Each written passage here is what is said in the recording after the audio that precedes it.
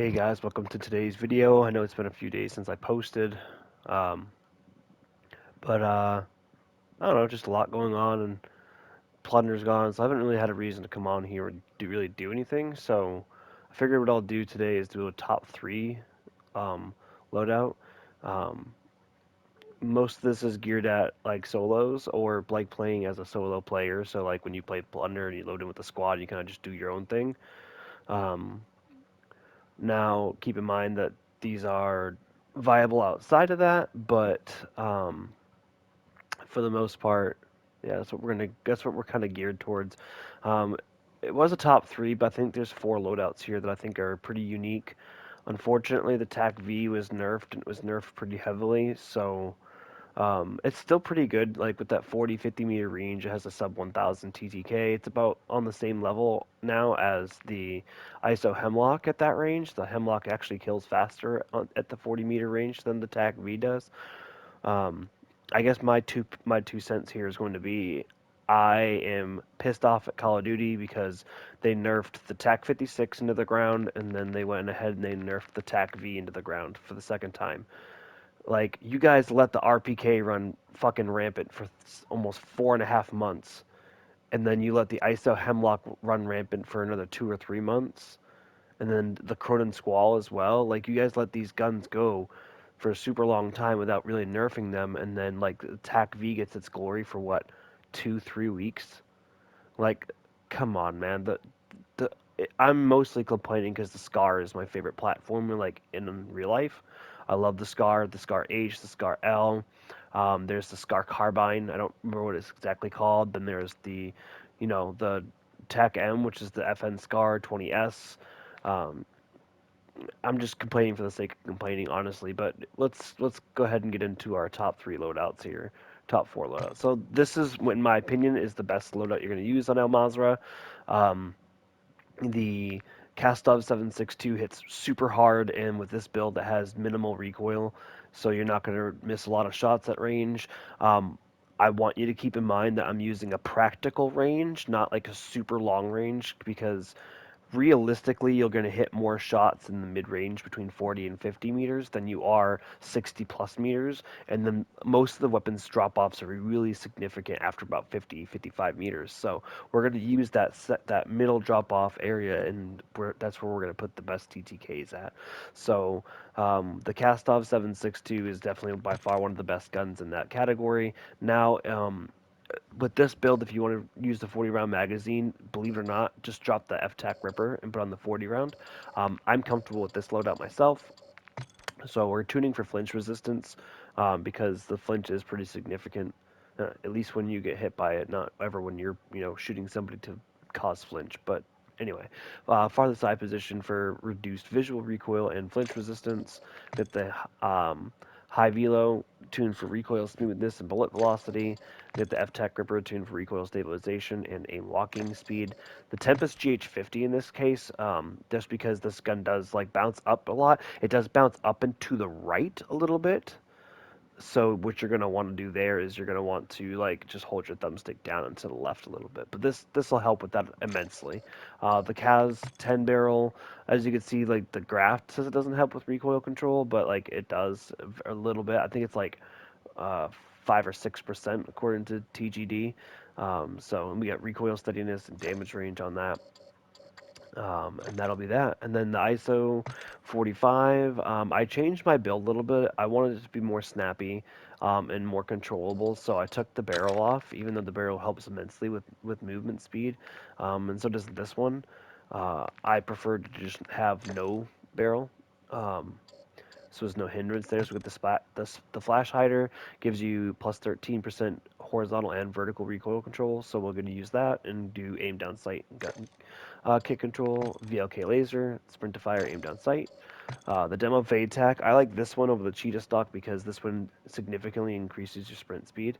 So we got aim down sight and aim locking speed there.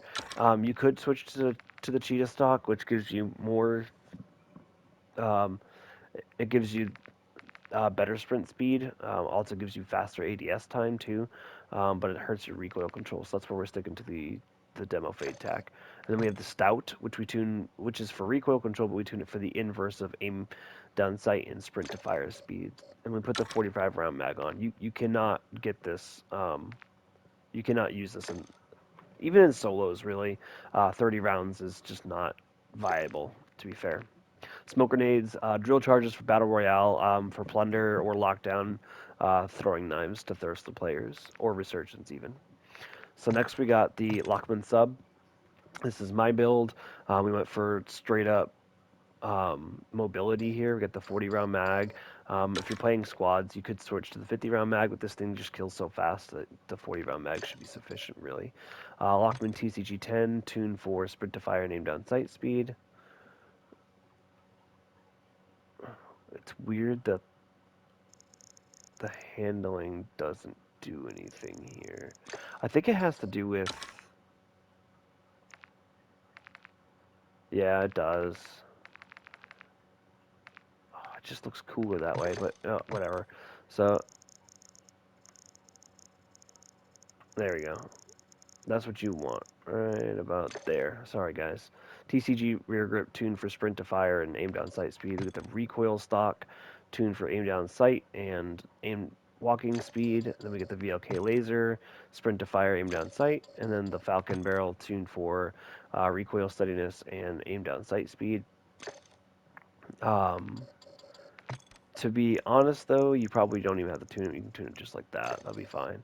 Um, I would say, honestly, you could probably drop the stock and put on a suppressor to get that extended damage range. You don't lose any damage range here, but you do lose like a little bit of bullet velocity, so you can make that up by putting that on instead. I'll play around with both and see how it feels, and then I'll update you guys later. So the next thing you guys are gonna find, this is just gonna get you some comms. This thing is absolutely fucking ridiculous. Has like literally has the best TTK in the game, for both semi-auto and fully auto. This one's built for full auto, and like people are gonna just be amazed at how fast they die at any range. So this makes an excellent sniper support weapon because of how much recoil it has. You're realistically going to get better TTKs in the 20 to 30 meter range than you are at the 40, 50, 60 meter range. But that being said, this is literally just like the best, like all out control that you could ask for in a weapon, like for a weapon like this. So you switch to full auto. You,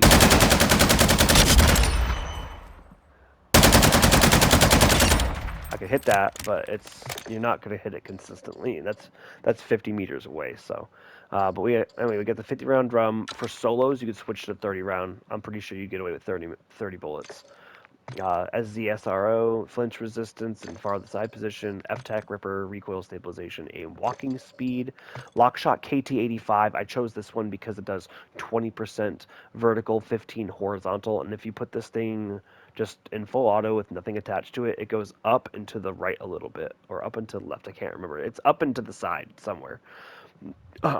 So I wanted something that gave me a bunch of vertical, but helped more with horizontal than the GH50. The GH50 gives you disgustingly good vertical, but doesn't help as much with horizontal, which you do need a little bit of help with that. So, and then we have the Lockman rat barrel. So there's two barrels you can put on this: the 16-inch barrel or the 15.9-inch barrel. Um, so this one says it helps with all this stuff, and then this one just says recoil control, bullet velocity. But when you go to tune it, it actually helps with recoil control, damage range, bullet velocity, and hip fire.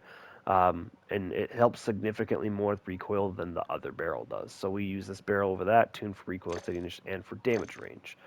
Same thing here, smoke, drill charge, and I'm using bird's eye, double time, fast hands, and um, overkill. So if I'm playing plunder, I change this one out and I'll use cold blooded because at the end the stupid fucking helos that they can just get rid of, honestly. But that's number two, and then number three here is going to be the Vaznev. I took off the stupid barrel because I really can't stand the thumb over the top of it. It just annoys the shit out of me. This is the better way to build it is with this. Um, I can't do it. So I got the X10 on there because it gives us a 14% damage range increase and 30% bullet velocity increase. So it feels pretty good at mid range. Then everything else um, is tuned for recoil. We can actually just go back to the True Tac grip here. Let's see. There we go. That's pretty. And then we just tune it.